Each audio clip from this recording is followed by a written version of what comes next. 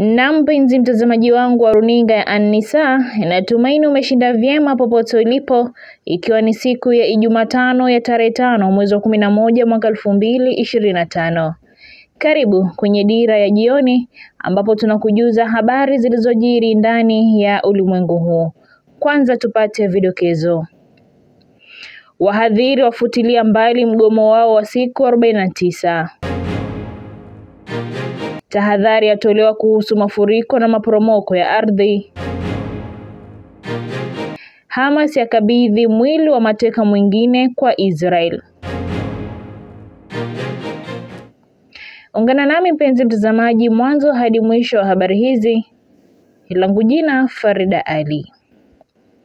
Na tukianza ni kwamba wahadhiri wa vyuo vikuu vya umma pamoja na wafanyakazi wengine wa taasisi hizo wamefutilia mbali mgomo wao uliodumu siku 49. Hii ni baada ya mazungumzo yaliyofanikiwa kati ya viongozi wa vyama vyao USU na KUCU na serikali hii leo katika jumba la Jogoo jijini Nairobi zilizoko ofisi za Wizara ya Elimu.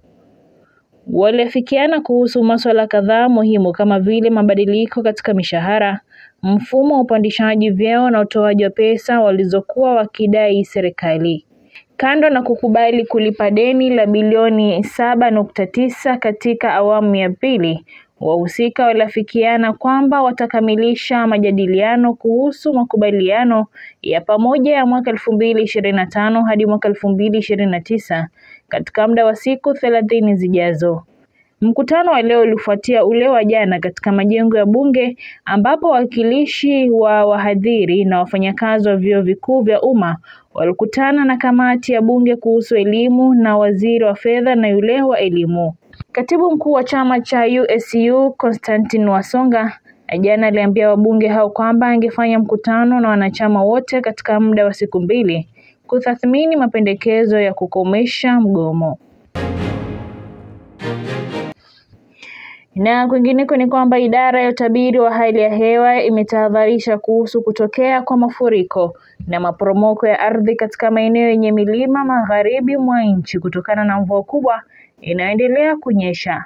Katika taarifa, idara hiyo imesema kuna hatari ya radi katika kaunti za Kisii, Kisumu na Narok, huku ikiwasihi wananchi kuepuka kujificha chini ya miti au kukaa karibu na madirisha yenye vifaa vya chuma wakati wa mvua kubwa.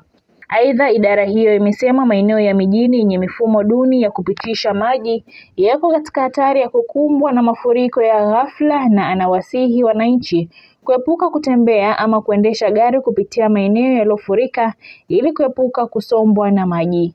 Kaimu mkurugenzi wa huduma za hali ya hewa Edward Muriuki amesema kwamba mvua ndogo katika eneo la mashariki mwa nchi inaweza kusababisha uhaba wa maji na malisho. Anaisihi jamii katika eneo hilo kuhifadhi maji na kutumia mbinu bora za matumizi ya maji. Maeneo ambayo hayana mifumo ifaayo ya kupitisha maji na vichaka vinaweza kutoa mazingira mwafaka ya kuzaliana kwa umbu. Muriuki anaonya kuwa ukosefu wa mifumo ya kupitisha maji inaweza kusababisha ongezeko la magonjwa yanayoenezwa na wadudu ikiwa ni pamoja na malaria, na anatoa wito wa kuchukuliwa kwa hatua madhubuti za kiafya za kuzuia kuenea kwa magonjwa yanayoenezwa na wadudu. Na tukisonga mbele ni kwamba waziri wa usalama wa taifa Kipchumba Murkomen ametangaza kubuniwa kwa jopo litakalomteua mwenyekiti na makamishna 7 wa tume ya mshikamano na utangamano wa kitaifa NCIC.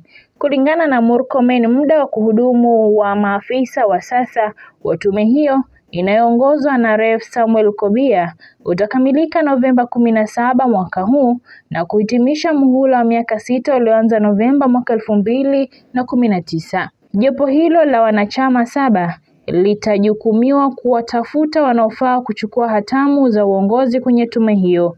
Wanachama wa jopo hilo ni pamoja na Rubin Chirchir, Francis Meja, Pauline Mcharo, Alfred Mshimba, Michael Nzomo Mtimbuka na RTD Lady Justin Hanan Okwengu.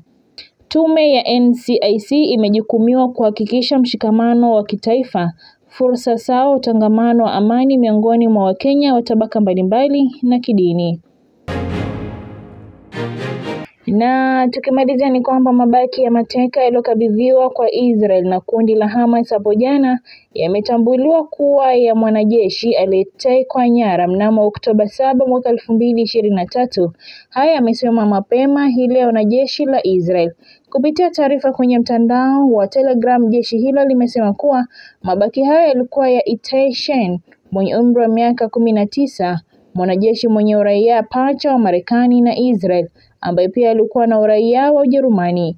Jeshi hilo pia limesema Chen aliuawa wakati wa mapigano katika eneo la Kibbutz Nir Oz na kwamba kifo chake kilithibitishwa rasmi mnamo Machi 10 mwaka 2024.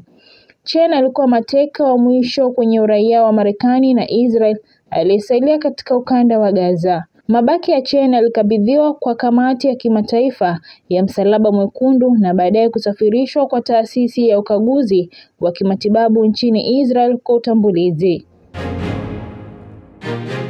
Na kufikia hapo, mpenzi mtazamaji wangu wa runinga An-Nisaa, ndipo natamatisha Dira ya Jioni. Nimekuwa msomaji wako Farida Ali. Zidi kutazama runinga An-Nisaa, sauti ya wote.